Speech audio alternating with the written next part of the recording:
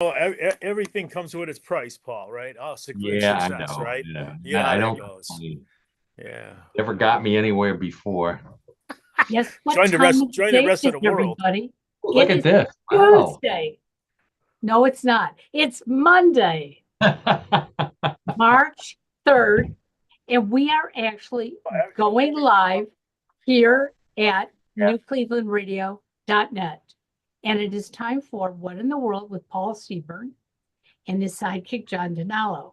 Now, for those of you who listened in the last week's show, number one, we couldn't go live because Zoom just didn't go there. Number two, I got hit by a virus. Okay. No, I didn't get sick. My computer got attacked. So we had to shut the show down. However, I've learned a few things not to do and a few things to do if that happens again. So, fingers crossed, we're going to have a really great show today because you've had almost 2 weeks to prepare it, Paul Seaburn. Oh, don't put the pressure on. Wait a minute. I'm not the one who had the virus here. So I uh, don't believe it. Yeah, boy, I hope we've learned our lesson from last week. Well, welcome to everybody who's listening live or listening to us or watching us in the future. Yes, this is What in the World. I am your host, Paul Seaburn. This is everybody's favorite weird news show. Our motto, weird, real news, sometimes strange, always funny. That's what we try to do every week or every other week, or God only knows how what schedule we're on now. Wait till you find out when we'll be on next week. But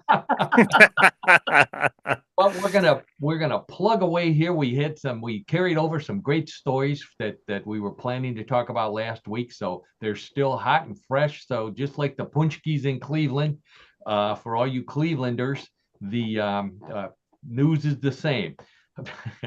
Hot, sugar coated, full of jelly. Not good for you, but good to eat. That's for sure. Thank you, John. That's right. All right, let's see who we've got here today. The first voice you heard was Karen Hale, our co-host, producer, media mogul at newclevelandradio.net, our platform. Please check us out there. Go across the top of the website, find out how to download us and all the other great podcasts that Karen has there. While you're visiting the website, check out Yes I Can Coaching with Karen. That's a great coaching service provided by the none other than Karen Hale, and that's also our sponsor. So please check them out. Also in your and by the way, check out what's the name of it? It's the Louisville Bats. Louisville Bats. Louisville Bats. Okay, Karen's son is working for the Louisville Bats. They're our new favorite minor league baseball team, even though they're not associated with the Guardians. I didn't even know the Guardian name of the Guardians teams, but we just go with the Guardian. So good luck to the Bats. That other voice you heard in your other ear is none other than John Denalo, our co-host, host of What in the World of Sports with John Denalo, my fraternity brother and old friend. Hey, John, how you doing? Welcome back and all that good stuff. Oh, hey, Paul and Karen and audience, doing great. Glad to be back in Cleveland and back to have a great show, like Karen said. So let's move ahead. Yeah, we're all John's a little jet lagged from he's car lagged. He's not jet lagged. Car That's a lagged good way from to put it. yeah. I'm jet lagged. I was at the Oscars yesterday, so I don't know if you guys saw me sitting in the audience. Now You we know, missed you somehow. Adam Sandler took all the attention you away. kept moving your seat around. Yeah, that's what I was. I was a seat filler. Right? Yeah, that's what happened. That's what happened. Oh boy. Fun show, fun show. Conan O'Brien, I think, did a nice job as a host. So if you haven't seen, I don't want to spoil it for anybody who hasn't found out who won, but it wasn't Timothy Chalamet. I will say that much. Let's see. So what you're here to get your weird news, not the political news, not the business news, not even the entertainment world news. That's the most we'll talk about of the Oscars. You're here for the strange news from around the world. Around the world, around the globe, even we leave the planet for some of it. you name it. If it's strange and it's weird, we talk about it here on What in the World, and we try to have some fun with it. So let's see, what do we have this week? We've got the billionaire dinosaur fans. These guys, these billionaires, they can't find enough things to spend their money on. They're buying dinosaurs now. So again, weird story is a key word. The latest in flying cars. John could have used this coming back from Florida, so we'll check it out. That's Maybe you true. can get one, John, for your next trip down there. The war between the Stanleys. There's a lot of Stanleys out there, and they're battling in court right now. So we'll find out what the problem is there. The Florida Man Games. John was just down there checking this out, so he'll be talking about the Florida Man Games. We've got changes at KFC and Hooters. Wait till you find out what's going on at both of those restaurants. Two of John's favorite restaurants, I will say. Truth be told. And Yankees with hair. That's all I'm going to say about that. You have to listen in to find out what that means. Plus, we got some more strange news. We've got world records. We've got trivia. John's got a great sport for us this week. So and then, of course, after sports, we have Bluff the co-host, everybody's favorite weird news game. So again, real news, sometimes strange, always funny. Little different than the stuff I write about on mysteriousuniverse.org, where some of you may have found us. My writing over there, once a week recap, is more of a paranormal, UFO, that kind of stuff, a little deeper, not quite as funny. Here you come for the strange and weird stuff that you don't even hear there. So let's get right to it. I do have a Bigfoot story this week, John. So good to hear that, Paul. I can't wait. I know. Can't wait for that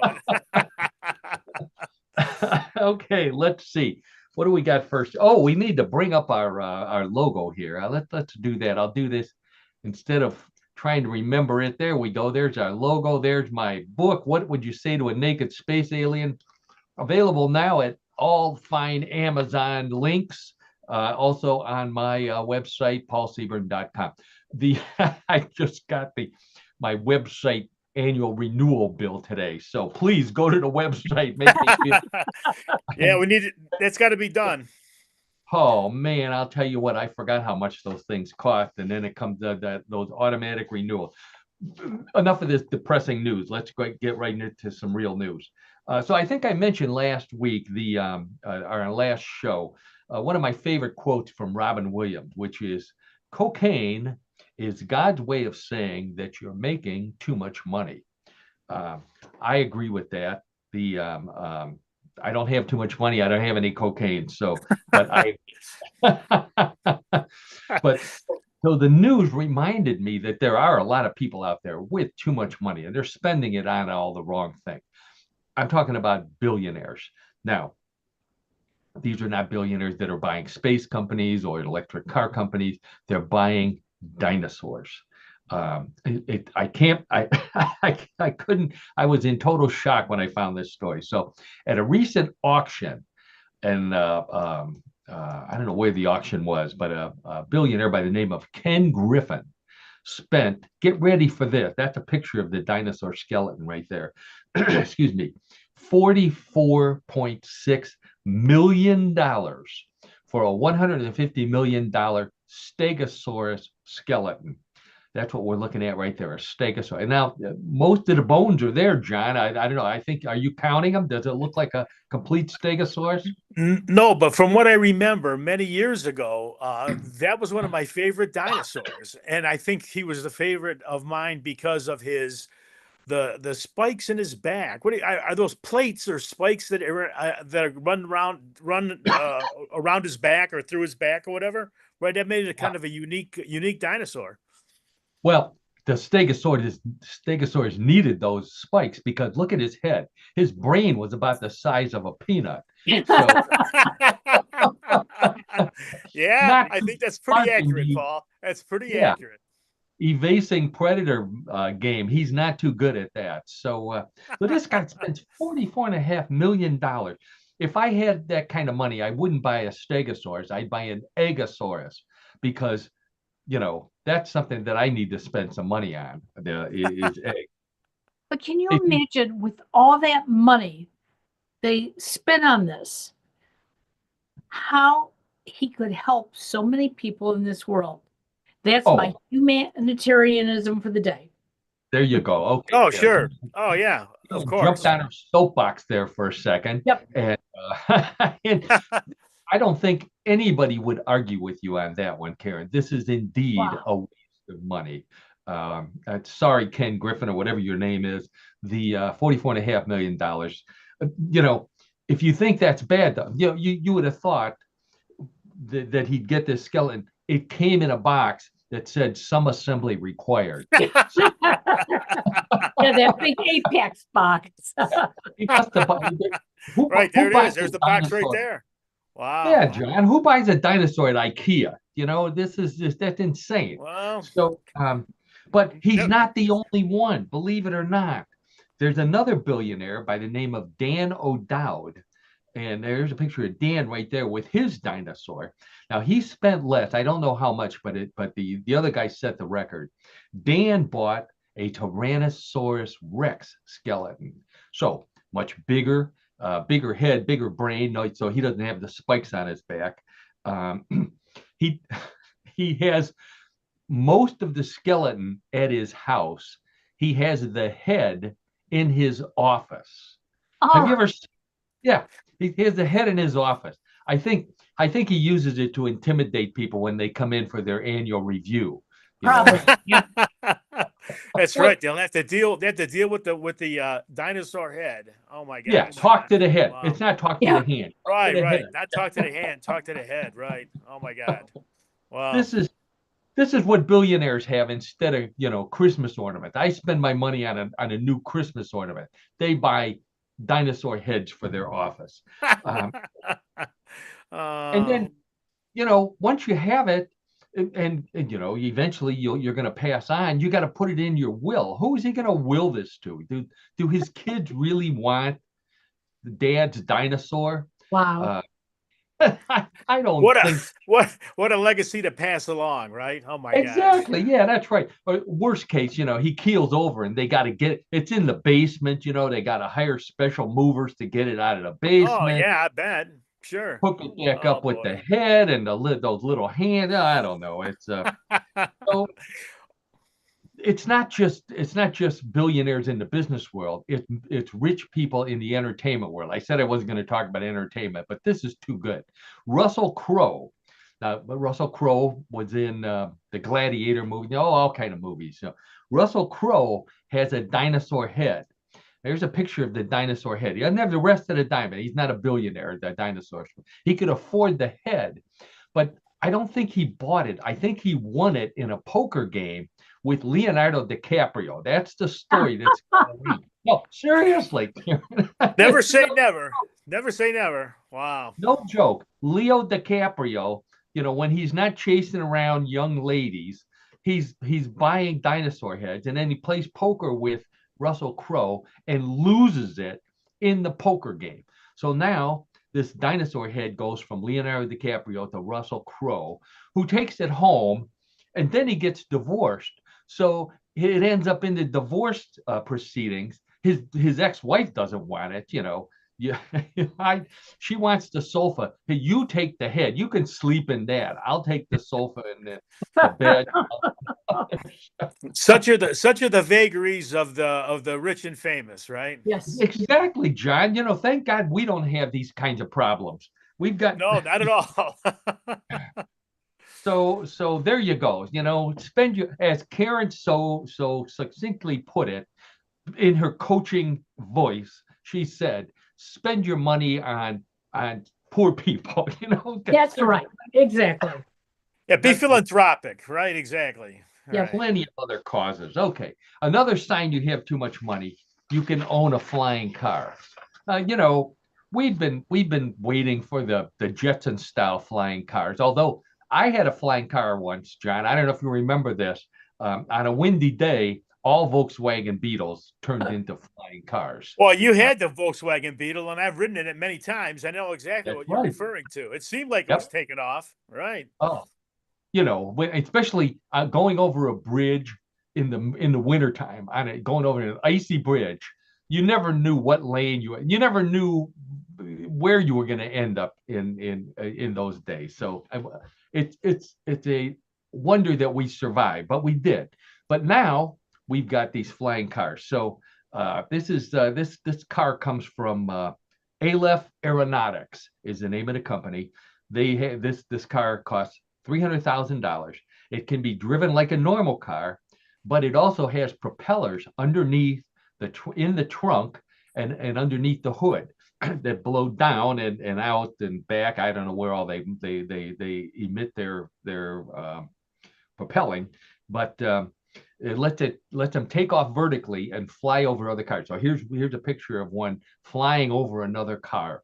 Kind of looks like an old Lincoln, doesn't it, John? Yes, it does. Right. Yeah, Paul, I agree. It's Somewhat. kind of a big, Yeah.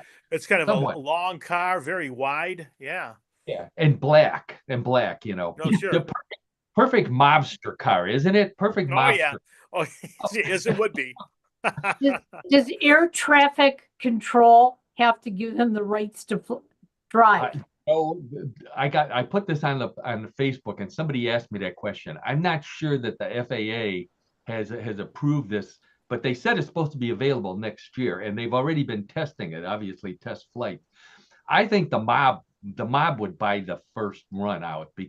As long as there's room in the trunk for the body, they can. Well, and then they can elude the police or the other gangsters again that they're dealing with, right? So that's the other piece.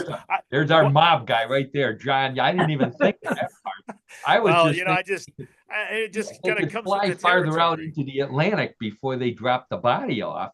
Oh my gosh. A yeah, thought that comes to mind though is, so like, what laws does the car that is flying abide by? It's the laws of the road. It's not in the road, right? On the road. It would be in the air. Yeah. It would be in the air, correct? So, I Right. mean, you have to figure out what kind of statutes. We need to get the attorneys involved with this one to figure out what the responsibilities are and liabilities of the flying car. Wow. Just There's thinking. John has analyzed this to the T. He's got it. I have no idea, John. I was thinking how much fun it would be to go get a pizza in it, but I think it'd be fun just to be in it. Yeah. But if you can't afford $300,000, what you can do is this sounds terrible. Plow your car into the back of a Tesla, and then when the Tesla blows up, it'll shoot your car into the air, and you'll be simulating. Oh my!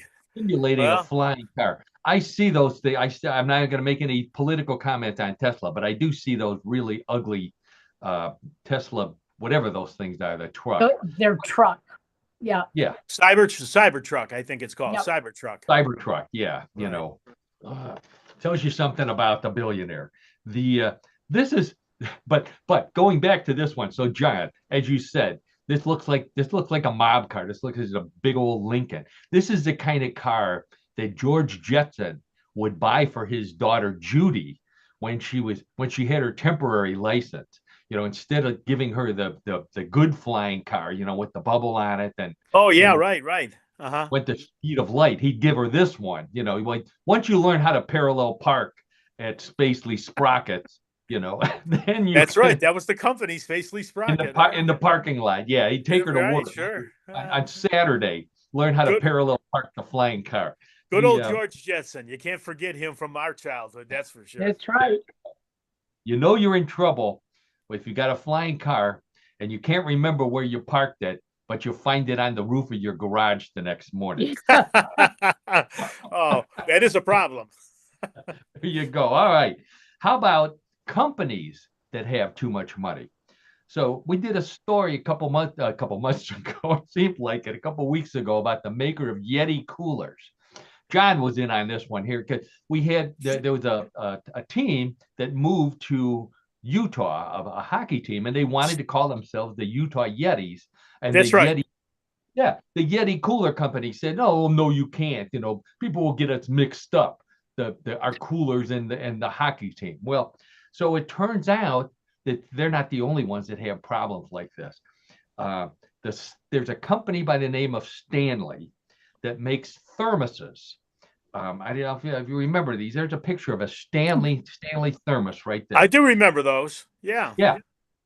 For those of you who can't see it, they're steel on the inside. They're massive things. They've been making them since 1913. They know how to do it, the Stanley Company. They were once the only makers of unbreakable steel thermoses. We grew up in Cleveland. You know, all the auto workers carried these. All the steel workers carried these because if there was a union action at work, you could use it as a club. That is true. That is true. That's how big these things were. You know, fight off the management with them. So all that time since 1913, they've never been sued over the name until recently. And who sued them but the Stanley Tool Company? Oh my. Yeah. So, you know, for one thing, I didn't know this. It's not called Stanley Tool anymore. It's called Stanley Black & Decker. When did this happen? Stanley and Black & Decker I can tell you, Paul and Karen and audience, probably about 10 years ago. And turns out in a lot of the markets that Black & Decker was in, Stanley was in the same market. And so they just both upper management at both companies felt, well, we could probably have a little bit more market share if we combined. And so actually there's a couple of Stanley Black & Decker facilities in Northeast Ohio, as a matter of fact. Really? But yeah, so that's, and Black & Decker was obviously a trade name that was so recognized. How many appliances have you had in your life that were from Black & Decker? I mean, we have the hedge trimmers, you know, you have your toaster oven. I mean, they produce a lot of product. But so Stanley picked them up, and that's kind of part of the work I used to do too when I was in recruiting. You know, I actually recruited for both of those companies, believe it or not. But that's not really important today. Now, what a concept! Two companies came together to be one. Okay, never mind. Whoa! A little bit of metaphysical here, Karen. A little bit of New Age philosophy here. What are you smoking over there, Karen? It's my coaching. That's all. Oh yeah. Oh, okay. So here, okay. Well, now I know more about Stanley than I did before, but I still am a little concerned that the Stanley Black & Decker company is suing the Stanley Thermos company over a name that obviously both of them have had probably for 100 years. You know, I've had, John was talking about all the fancy stuff. I have Stanley screwdrivers that I inherited from my grandfather. Sure. Yeah. I mean, you can't throw them away. They don't break. Yeah. And I knew I could tell my grandfather's from mine because my grandfather worked at an automotive company, and he engraved them with his name. And then he said, next to his name, he said, a screw craftsman, because he hated spears. Well, that's another competitor, right? Sure. But John, you were talking about Black & Decker tools. I've got Black & Decker tools that are, 20, 30 years old. I take them to get them repaired because they're still good, but something goes wrong with them. These repair people look at you like you're from another planet. Where does the battery go? I said, there's no battery. You plug it in. See, there's this. Well, that's just that. For everyone, that's obviously the sign of the times, Paul. That's a sign of the times. Oh man, right? I mean, so sure. I said, I don't buy batteries. I still plug things in. I said, the only batteries I buy are 2 double Ds for my flashlight. And they look at me like that dog that hears a strange noise and says, "What's a flashlight?" What is that device? What does that do? I feel so old. Yeah. So we know that they merged. They're not the same Stanleys. I looked that up. There's 2 different Stanley companies, and they're also not related to the third Stanley company, which was the Stanley brothers, who made the Stanley steamer. That is right. Yeah. Yeah. Big car, very well known, popular in Cleveland. I think I don't know if they were made in Cleveland, but they had a lot of association with Cleveland. The Stanley brothers opened a famous hotel in Rocky Mountain National Park, Estes Park, Colorado, where they filmed the movie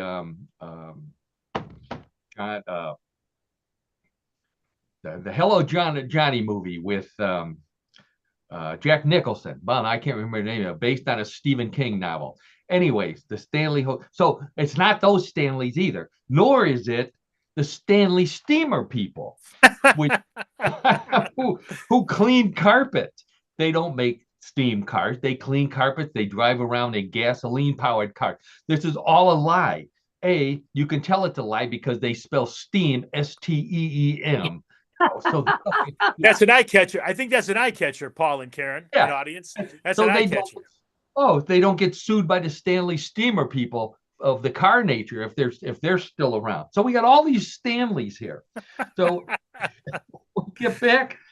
We get back to the big fight. So they're fighting over the name.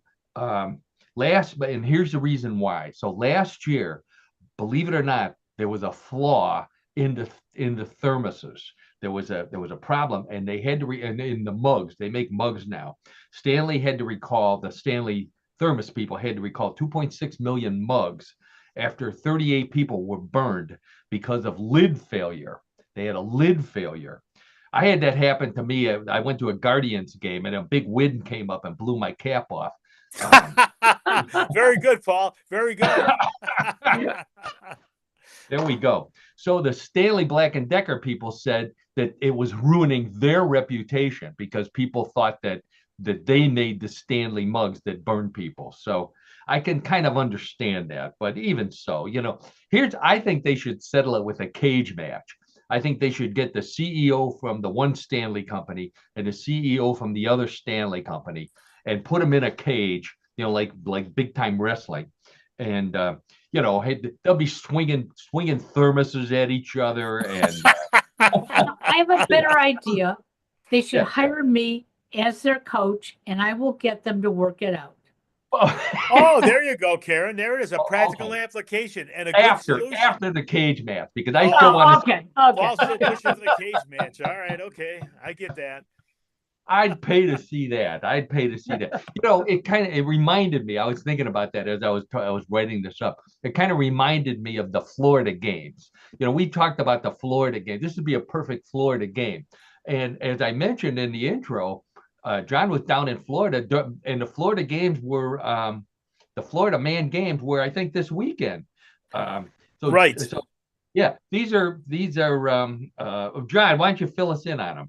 Sure, Paul. No problem at all. So what they are, the Florida Man games are like a month's worth of weird sports all in one action-packed day.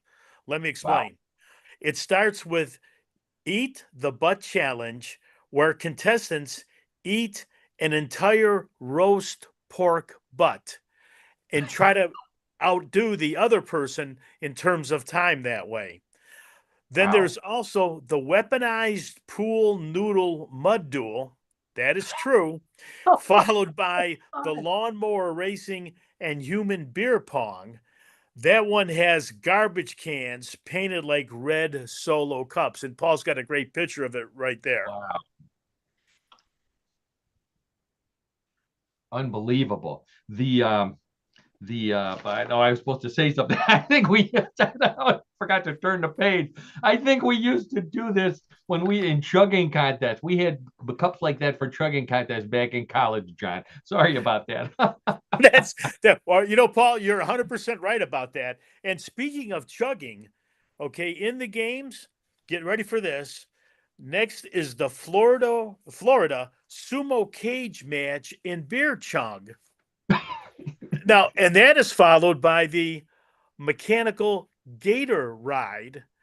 And last but not least, the event that everybody loves, and listen to this closely, the evading arrest obstacle course, where contestants race through backyards and over fences while being chased by real police officers, just like at home. Now, all tickets to the Florida Man games are $145, and that includes a free ride to the emergency room. Oh. And actually, the Florida Man games took place this Saturday on March 1st. Now, you would think that, come on, Ohio, maybe we can do better than the games that those people have down there. They're truly unique and really part of Florida culture. No kidding. Yeah. I don't know. I think about that. I think we could come up with some pretty innovative games, but I don't ever want to have the reputation of the Florida Man. I think just too many crazy people down there. There truly are in that state. Yeah. No question about it. Non-discriminatory here, all ages, sexes, you name it. Florida, although I'm sure Florida women will say that the Florida men are worse than the Florida women. I probably believe that. Speaking of Florida, kind of a connection here. Disney World is down in Florida. Orlando. Right? Orlando. That's right. Disneyland, the original theme park, is in Anaheim, California, and they're celebrating their 70th birthday this year. Also, in the 60th anniversary of the ride, It's a Small World After All. Everybody knows about that ride. Started 60 years ago. In honor of it, they've added a new verse to the iconic song of the same name, It's a Small World After All, which once you hear it, you can never get it out of your head. Which is why I sent Disney. When I heard that it was the anniversary, I wrote my own extra verse for their song called "It's an Earworm After All," because that's what this is. It is the ultimate earworm song. So it was originally written by Richard M. Sherman and his brother Dick. The Sherman brothers also, they worked for Disney. They also wrote Supercalifragilisticexpialidocious, another earworm, a spoonful of sugar, another earworm, and Chim Chimmery, another earworm from the movie Mary Poppins. So we can blame the Sherman brothers and Mary Poppins for 4 of the top earworms of all time. That seems right to me. Oh, I think that there's countries in South America that use all 4 of those songs as torture. Oh my! Prison, the drug lords, yeah. So the song "It's a Small World" made its debut in 1964. Believe it or not, at the New York World's Fair. So it wasn't at Disney World at Disneyland. It was originally at the New York World's Fair. New Yorkers heard it once and said, "Forget about it." That seems right, Paul. That seems right. Get that song out of here. So it went to Florida. So I found some other earworms, after we looked at those top 4. Here's some other earworms. John, let's see if you know the band that. Okay, I'll take a shot at it. Okay, here's the first one. Who Let the Dogs Out? The Baja Men. Whoa, very good. The Baja Men. The Lollipop Guild. You don't have to tell me who wrote it, but what movie was that from? Oh, The Wizard of Oz. Wizard of Oz, that's right. How about Silver Bells? Got me on that one. It was sung by Bing Crosby. Bing Crosby sang it first. I think Irving Berlin wrote that. Supercalifragilistic, we got that one. Oh, how about this one? You can give me the band name. Don't Stop Believing. Journey, right. And finally, the earworm, the sports earworm, We Will Rock You. Oh, Queen. There you go. All right, John. Oh, very good. Good score there. Okay, so and I apologize to everybody out there who now has like 7 or 8 earworms that are going to be bothering. Yeah, you won't be able to get away from those songs for the next week or so. Sorry about that, folks. Yeah, those songs will be in your head for a week at least. Exactly. All right, so John, I promised the Bigfoot story. Here it is. California Assemblyman Chris Rogers of Santa Rosa introduced AB 666, a bill to designate Bigfoot as the official state cryptid of California. A cryptid, of course, is a creature whose reported existence is unproved. You know what the official cryptid of Washington, D.C. is? Karen's got an idea already. I know, an ethical politician. There we go. All right. Oh boy, there you go. So they want to make the Bigfoot the official cryptid of California. Although, we all know that Washington State has many more Bigfoot sightings than California, and West Virginia has them, and Ohio has them. More Bigfoot lovers, I think, in West Virginia than in any other state. But California is the home of the most famous Bigfoot photo and Bigfoot film of all time. That's the Patterson-Gimlin film. There's a picture of a clip of it right there. It has been analyzed to death, and they still can't agree, even though the person who made it said it's a hoax. The people still analyze it and still argue over whether it's real or not. I think Ohio should qualify for this because I think we have more Bigfoot statues than any other state. So it seems like it, at least in Northeast Ohio, Paul. I mean, we find them everywhere. We find them in stores. You find them in people's backyards. I mean, backyards, front yards, roofs, you name it. They're all over. You name it. Yeah, they're all over the place. Yeah, I'm surprised. I think John probably had one hidden in the closet that he hasn't told his wife about yet. Well, if I did tell my wife about that, that wouldn't be a good thing. So that's why it'll still remain a mystery. I have a question about these Bigfoot sightings. And I think, John, you might recognize this too, that the Bigfoot always seems to be looking towards the camera, even when it's blurry. Yeah, that's correct. I think that's correct. Well, I just find that very unusual.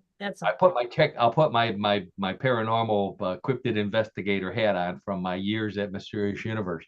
One of the theories is that Bigfoot can detect electronic equipment, and so when they're looking at the camera, it means that they've detected the electronic equipment. Now, another co-theory is that a corollary is that Bigfoot can block electronic signals. They have an aura that they emit that will allow them to block electronic signals. So they see the camera, they detect the camera, and they emit their aura, and it blurs the pictures, which is why, the bane of all of our existences, especially John.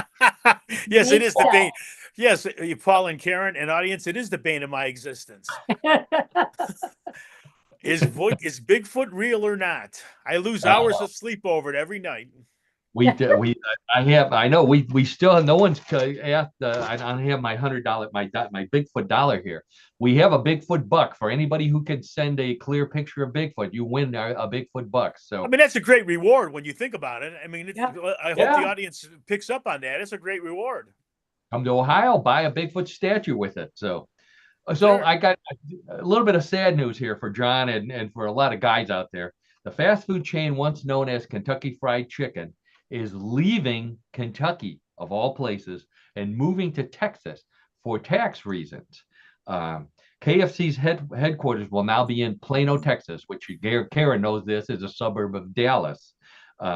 State flags in Kentucky. Oh, it's a terrible day. The state flags have been ordered to be flown at half staff and covered with greasy handprints in honor. So it goes. Honor of KFC. Yeah.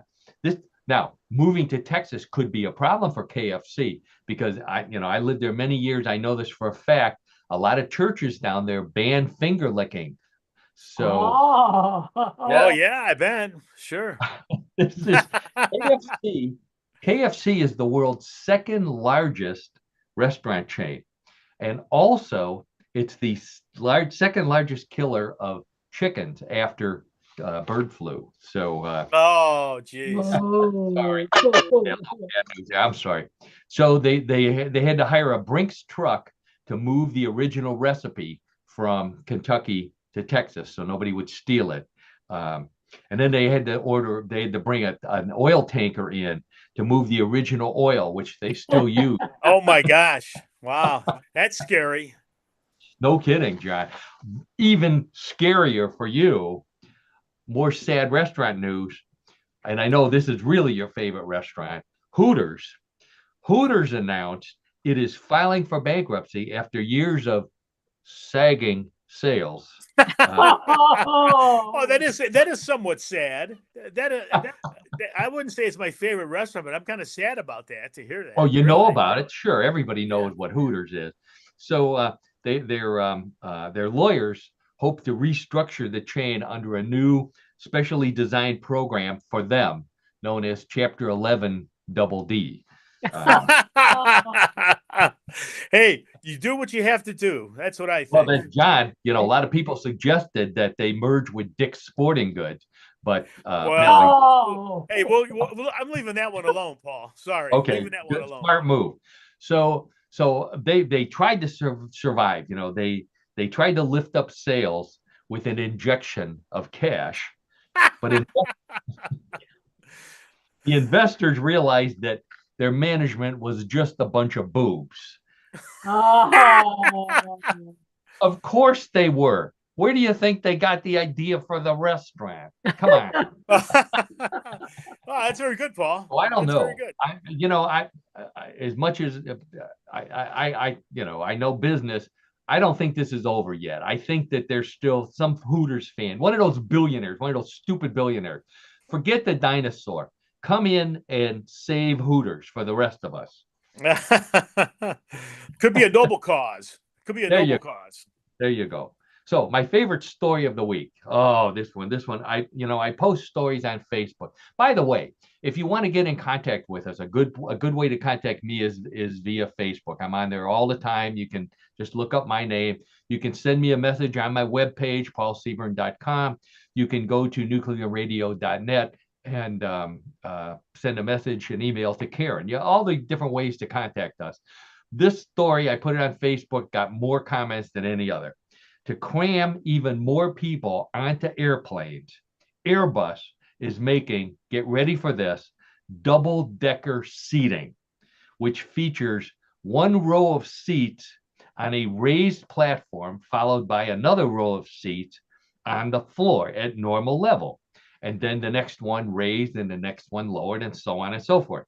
So they say this will allow passengers to recline farther because there's not a person directly behind them, just underneath or above them. And the pair of passengers on the bottom can stretch their legs out farther because there's nobody in front of them. Critics say that nobody wants to sit in the bottom row because it's in the upper row's fart zone. No. Who would have thought of that? But I guess that's true. That's a technical term, by the way. That comes directly from the airline investigator. Wow. I think, to me, being in the fart zone sounds like a great way to test the oxygen mask. That's what you would need to do, I think. Wow. Oh, man. So this is a good reason to look for us on YouTube because I've got a picture of it on YouTube. You can also see it on Facebook as well. This won't bother Spirit airline passengers because their whole plane is a fart zone. So I know. They're not our sponsor, are they, Karen? No, they're not. No. They're fair game at this point. One suggestion, though, they said if this plane lands upside down, at least some of the passengers will be compensated because they'll be getting loose change will fall from the passenger above them. Wow. Oh boy, what a price to pay. There you go, John. I think this is a plot to get people to start taking the train or to drive instead of flying because I don't know if I got no positive comment on this whatsoever. Yeah, I don't think a lot of people are going to go for that, Paul. Really? No. And I can hear the carry-on announcement. The place your carry-on in the overhead butt or under the butt in front of you. Oh my. All right. It's such a bad idea. Sardines are laughing at us. They think that this is the stupidest thing they've ever heard. So John, John, I'm sure you're on top of all kind of sports. I know you saw this. The Yankees. This is our Yankees story. The New York Yankees is what this story is about. Have dropped their ban on beards after 49 years. 49 years after owner George Steinbrenner put a ban on beards, they are finally dropping it. That makes them the last team by decades to allow players to have beards. And in another story that's related to this, the Yankees also signed Bigfoot as their new first baseman. Didn't hear about this one. You didn't hear about that? I even have a photo of Bigfoot there. There we go. There's Bigfoot with a beard. Wow. So you can see Bigfoot's got a beautiful beard. He plays for the Sasquatch Sluggers minor league team. Now he'll be playing for the Yankees. So John, George Steinbrenner, you can help me out on here. George Steinbrenner announced this policy during the spring training in 1976. Well, that's true. And you know what's interesting is a contrast, Paul, Karen, and audience. In that same time frame, the Oakland A's, who actually had won 3 World Series in that time frame, were known as just the exact opposite, where their players had long hair. Raleigh Fingers had a handlebar mustache that was well trimmed, and so that was just the exact opposite of the Yankees at that time. Yeah, well, a lot of players did not want to play for the Yankees because of it. CC Sabathia, by the way, who played for the Guardians or the Indians back in the old day, he did not want to go to the Yankees because he would have had to cut his beard or his mustache. I forget what he had there. Mustache. Yeah, some players actually, in order to play for the Yankees, decided that it would be okay. One of them, John mentioned the Oakland A's, Reggie Jackson. When they used to call them the Mustache Gang when they were winning all those World Series. That's right. When he was traded to New York, he shaved his beard. He said, he was allowed to have the mustache, but he shaved his beard. There's a picture of him in each of those uniforms. All right. Here's another one. Randy Johnson, another Hall of Famer, flame throwing. Oh, I think he owns the record for the most strikeout.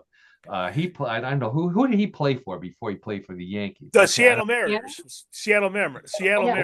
Right. So he had shoulder length hair and a soul patch, and he shaved all that stuff off to go play for the Yankees. Here's another one, Johnny Damon. Johnny Damon played for the Boston Red Sox with a beard, goes to the Yankees, no beard. Current players who wouldn't have cut their hair. Mike Clevenger. Remember Mike Clevenger when he played for? Yeah, I remember Mike Clevenger, sure. His hair was down to his nipple. That's how long his hair was. Not to be too graphic, but come on, look at how long it was. Right. No way he would play for the Yankees. Mike Napoli, I don't know, he plays for the Cubs, I believe. Is that a Cubs uniform there, John? That's a Cubs uniform. It would have been Mike Napoli, who played for the Indians for a bit. Yeah, Mike Napoli played first base. Right. Yeah. I mean, one time he played for the Indians. Right. He's got a beard that hangs down to his nipples. That's how long his beard is. And then finally, to tell you how far back this goes, a player who is I was a huge fan of him. I think John was too. In fact, I think most people in Cleveland and also in Boston were fans. And that would be Ken. What was his nickname, John? The Hawk Harrelson. That's right. Ken the Hawk Harrelson now this is a picture of Ken the Hawk Harrelson in his Cleveland uniform with his long hair. Now, for those of you who can't see it, by long hair we mean it was barely over his collar. Not even over his ear. His sideburns didn't even reach his earlobe. Yet, he was considered to have long hair back in when did he come here? 1969. Really? Wow. Yeah, Karen. He originally, now John, he was traded from the Red Sox to the Indians, and he was mad. He announced his retirement the day of the trade was announced. And, that is right. That is right. They offered him more money. I don't know what they did, but they said you can keep your long hair. Whatever it was, he decided. Do you remember who any of the players in the trade, John? I have them written down here if you don't. I really don't, Paul. It goes back quite a few years. But I'm drawing a blank. You'll have to bring us to Okay. speed on that. So the players that we got from besides Hawk, everybody loved Hawk Harrelson, Dick Ellsworth and He was a Juan. pitcher. Were those both pitchers? Well, Ellsworth was, and Juan, what was the last name? Pizarro. Yeah, I'm going to say he's a pitcher also. I think he was too. Yeah. So in return, who did we send to Boston? We sent one of my favorite, Sonny Siebert, Pitcher. Vincente Romo, Pitcher also. and another one of my favorites, Joe Askew. He's a catcher. Immortal Joe was his nickname. Oh yeah, two great pitchers and their favorite catcher for Ken the Hawk Harrelson. So the Hawk had a half-hour show during the off season. Remember the name of the show, John? Yeah, in fact, I remember the name of the show, and I can even tell you who the host was. It was called The Hawk's Nest, and it was on WJW here in Cleveland, and the host was one of the sportscasters in Cleveland at that time. His name was Andy Hale. Andy Hale, that's right. That's right. Now, one more trivia question here, and then we'll get to John's having a sport. Obviously, I was an old Indians fan. I lost, I had to move to Houston and root for other teams. But this was my era. These are the players. Ken the Hawk Harrelson is remembered for introducing one item that every baseball player wears today. Before the Hawk, none of them wore it. You know what that was? I'm going to say the batting glove. The batting glove, excellent. He was also a fantastic golfer, and he wanted to wear his golf glove. Right. Better grip the bat, right? That's right. They allowed him to do it, and I don't know, if probably hit a home run or something, and all of a sudden everybody said, "Hey, this is we all need to be like the Hawk." So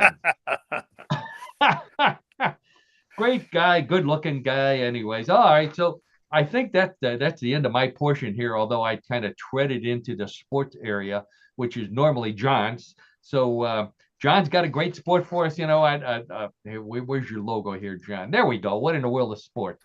So regular listeners know John and I go all the way back to our college days. We're fraternity brothers. John knows more about sports than anybody I know, so I trust him to find a weird sport for us every week. Every week he does. Obviously, Florida Man Games was one a while ago. John's got another great weird sport for us this week. So, John, why don't you introduce it? Oh, I will, Paul. Thanks for the introduction. So, our sport this week is one that will make half of our audience cringe, and it's easy to see why. The UFC World of Mixed Martial Arts has unveiled a new facet of the sport, if you choose to call it that. And this facet is crotch kicking. Ouch. Ouch. I already went. Right. I think most males are going to wince about that. So, at any rate, you heard me correctly. Crotch kicking. Now, we'll refrain from using the D word, which is the official name. But let me explain. Crotch kicking has been around illegally for as long as history. Let me explain. A gentleman now from Columbus, Ohio, his name is Matt Brown. He has turned that activity into an official competition. After having a 19-year UFC career, Matt retired and organized the first crotch kicking event at a competition called the Fight Circus. In it, two opponents stand in a boxing ring facing each other. They then apply kicks to their opponent's crotch until one gives up.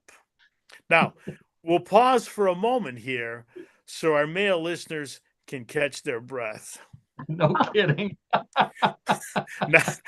Now, The crotch kick can be quickly debilitating due to the obvious sensitivity of the groin area and is actually banned in, again, the vast majority of sports.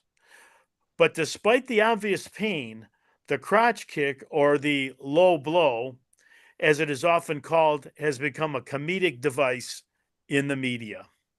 In boxing, the low blow is seen as unfair and improper and is also considered dishonorable.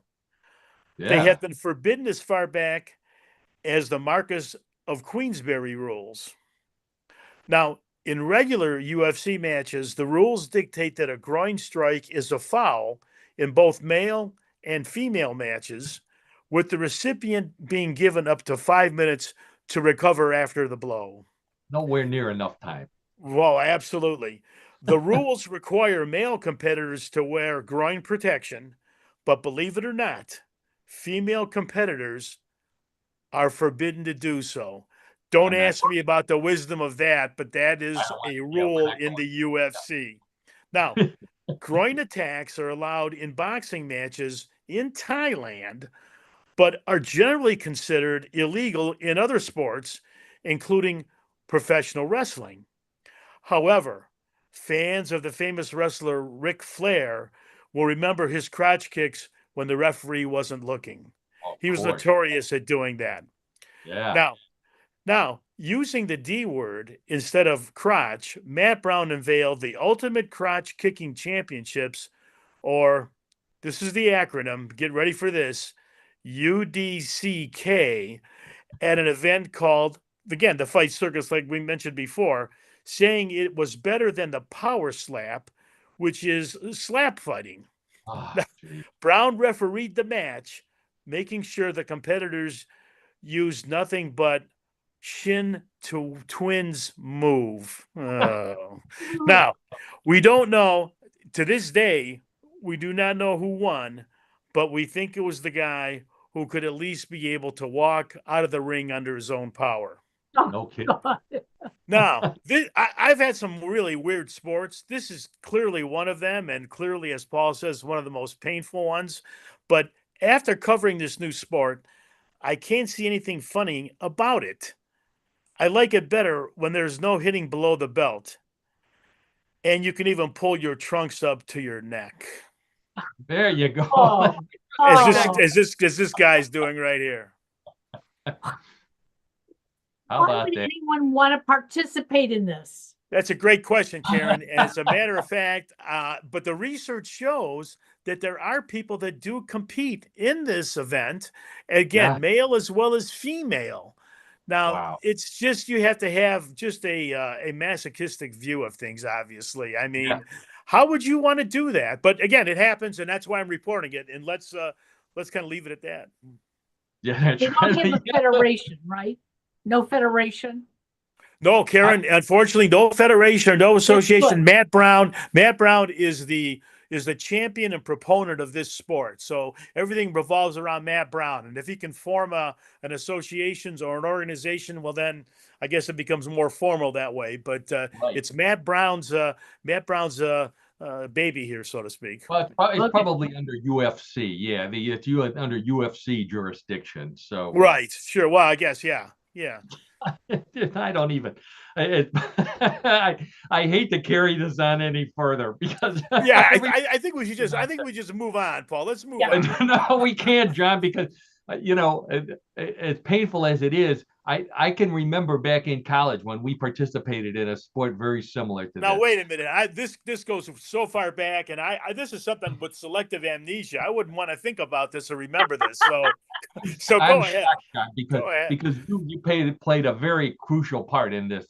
So we were challenged, as always, our fraternity, by another fraternity at our school to a crotch kicking contest. I'm sure we used the D word, even at a Catholic school. And so the older brothers told John and myself, the younger guy, hey, figure out a way we can win this.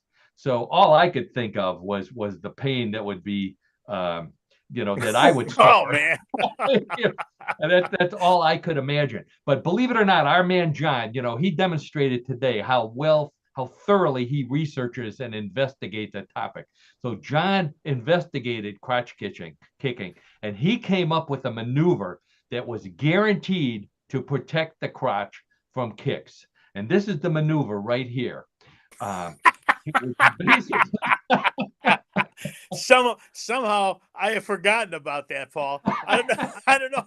I don't know if you can identify that as definitely me, but I'll leave it at that. It's worth going to YouTube to see it, but basically you bend all the way over until you can stick your head between your legs and up your butt. And lo and behold, they can't get at your crotch. Oh my God. Oh my. Oh Lord. All right, and I will definitely take that photo down right there. I There we go. appreciate that, Paul. Thanks for doing that. Wow. Great sport, John, as always. All right. Well, that means it's time for everybody's favorite weird news show, Bluff the co-host. Rules are simple. I have 3 stories similar to the ones we've been talking about throughout the show. One big difference. Those were real. These could be real, could be a bluff. And it's up to you playing at home, Karen and John, to decide real or bluff. Wagering is allowed, so place your bets. John and Karen, put your hands on the buzzer. Let's get right to story number 1. It's still winter in most of the northern hemisphere, so you're probably still wearing your warm woolen gloves every day. That's a bad idea, according to infectious disease expert, whose recent study found that winter woolen gloves contain 3 times the bacteria, germs, and organic matter as toilet seats. They don't want to know what you're doing with your woolen gloves on, but they recommend burning them immediately. Just kidding. They suggest you wash them every week with a gentle laundry detergent, by hand, of course. And after all, that's how they got dirty in the first place. And it reminds you to wash them, watch what you touch. And if you want to keep your gloves cleaner than your toilet seat, only touch snowballs, not the other kind. Oh, jeez. Oh, All right. So we've got woolen gloves having 3 times the bacteria of toilet seats, so you better wash them. A real study, real or bluff? Let's start with Karen. What do you say? it sounds real because you touch so many different things with your gloves. So I'm going to say real. Okay, Karen says it's real. As someone who's owned a lot of gloves in her lifetime, how about you, John? Yes, I'm with Karen on this one. I think, to Karen's point, I think gloves touch so many different things that they can be a real source of bacteria. So I'm going to say it's real. Okay. So John and Karen both say that's a real story. Let's check with the judges. And the judges say that's right. 3 times the germs of a toilet seat are on your gloves. Wash them, please. As soon as the show is over, get some soap. Wash your gloves. All right. Good thinking, Paul. Good. Okay. So scores tied 1-1. Let's get right to story number 2. A woman in England was baffled when she went out in her garden to dig up some weeds and found human teeth buried between the plants. At first, she thought it might be a tooth fairy on drugs, but then she suspected foul play and called the police. They found more teeth, but they didn't think the cause was anything criminal. So the woman set up a camera, and that very night, she saw a squirrel burying the teeth. Seeing the squirrel run down the street, she decided to follow it and was shocked when it went to the back door of a dentist's office where a young dental assistant was giving the teeth to the squirrels. The assistant said she heard calcium was good for squirrels and they just threw the teeth out anyway. The woman decided if it's good for the squirrels, it's fine with her. She's just glad the tooth fairy isn't on drugs. Okay, so woman finds teeth in her garden. Turns out a dentist's office is giving squirrels the teeth because the calcium is good for squirrels. Real or bluff? We'll start with you on this one, John. Well, I'll tell you what, Paul and Karen, I think this is way out. Could that happen? Sure, but it's really a roundabout way to make sure that squirrels have enough calcium in their diet. I just find it way over the top. I'm gonna hope this one is false. I hope this one is a bluff. Okay. John says it's a bluff. Karen, how about you? Well, I'm going to agree that it's a bluff because it's illegal they have to dispose of the teeth legally. They just Oh, can't throw it in the garbage. Okay. It's like any other kind of body part that would be, dissected or removed. So, it's a bluff, and that was a good story. teeth are like any other body part. There's some precision with that. You had me convinced until you said that, Karen. I know exactly what I said. Okay, so Karen and John both say that story's a bluff. Let's check with the judges, and the judges say, "Thanks for the good laugh, Karen. You're right. That is a bluff." All right. Okay, we're 2 for 2, These are Karen. like All any right. other body part. That's my new philosophy. I'm going to tell that to my dentist when I see him. All right. Well, scores tied 2-2. Woo! Good match here today. Let's get right. Points are double, but it doesn't really matter in round number 3. Whoever gets this one is the winner. So, story number 3. Baby boomers grew up playing cops and robbers and other games using cap guns. When the boomer owner of a paintball club in Wisconsin noticed business was going down, he remembered what fun he had as a kid and set aside 3 afternoons a week for cap gun games. Participants can rent cap guns or bring their own, and the club supplies the caps and organizes games for those who can't come up with one on their own. There's a lot of running around, crouching, and smelling the gunpowder, and the regulars say it's a better workout than pickleball, not to mention easier on their knees. The owner of Cap Gun Games in Wisconsin is thinking about expanding to more closed paintball places. So spread the word and dig out your cap rifles and snub nose 38 cap guns. Okay, so the paintball club in Wisconsin that is switching over to cap guns to appeal to cap gun fans. Real or bluff? Karen, we'll start with you. Well, I'm going to say it's a bluff because in paintball, you win when you target somebody and they splatter them with paint. With a cap gun, you're not going to splatter them, so to speak. So I'm going to say it's a bluff. Karen says it's a bluff. Karen, that logic sounded like someone who'd never played cap guns. I have, but you have. Oh. Yeah. Okay, all right. I'm sorry. Okay, so Karen says, I know you had brothers. You have brothers, That's so right. you must play cap guns. Okay. Karen says it's a bluff. John, how about you? Well, I'm going to have to disagree with Karen on this because I was a big cap gun fan or person who used cap guns. Me and my brothers, everybody in the neighborhood used them. And I think the key was the sound, and also to Paul's point about the smell of the gunpowder, because it made a convincing sound when you were trying to shoot the cap gun. And again, you were not supposed to point the gun at anyone else, but as kids, that's exactly what we did. So I'm going to say, I'm going to say that this guy's business could be booming, so to speak. Oh, ho, ho. All right. So John says that's a real story. The cap gun games. Karen says it's a bluff. Let's check with the judges. And the judges say, while we agree that it's a good, it would be booming, John, it is a bluff. Oh, I'll tell you what, if you think it's booming, John, you might want to think about finding one of these abandoned paintball sites in Cleveland and open up a cap gun facility. This could be the genesis of a great idea, and could be a genesis of a somewhat of a, I wouldn't say it's a great sport, but I'll get back to you on that, and I'll let you guys know in a couple of weeks if there's any progress on that. All right. That's right. Oh, if John, you could make enough to afford your own dinosaur. I'd be a happy person then, Paul. I'd be a happy person. I'm sure. So would your wife. All right. So on that note, I think it's time to wrap this baby up here. Oh, final score 3-2. Congratulations to Karen on that one. Congrats, Karen. Very good. Very good. Yes. All right. So that means we've reached the end of another episode of What in the World. I want to thank Karen Hale, our producer, co-host, media mogul at newclevelandradio.net, and all around good person. Thank you for everything you do for our show, Karen, and for all of the podcasts at newclevelandradio.net. Please, everybody, go there. Check out how to download our show and the other shows, and then find out how, if you need a coach, find out how to get in touch with Yes I Can Coaching with Karen. You saw some examples of her wisdom during the show today. So check it out.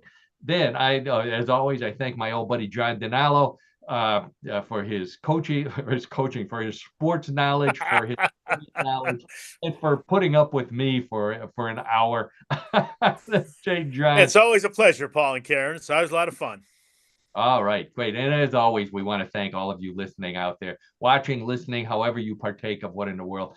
You're the reason why we do this show. We hope you have as much fun listening as we do putting the show on every week. Please, that we had some funny pictures today. Check out the YouTube site. Send me messages on Facebook. Send them to Karen. Go to my website, paulseaburn.com. There's all different ways to get in touch with us. But most important thing, tell your friends to tune in to What in the World. And we will be back next week. We've survived the virus scare, but we'll be on a different day. We'll be on Wednesday next week. Check on Facebook. I'll be posting the time and everything. So check us out there. On that note, Karen, I think are we done for the day? I think we're done for the day. So everybody have a great week. Have Bye-bye. a great week.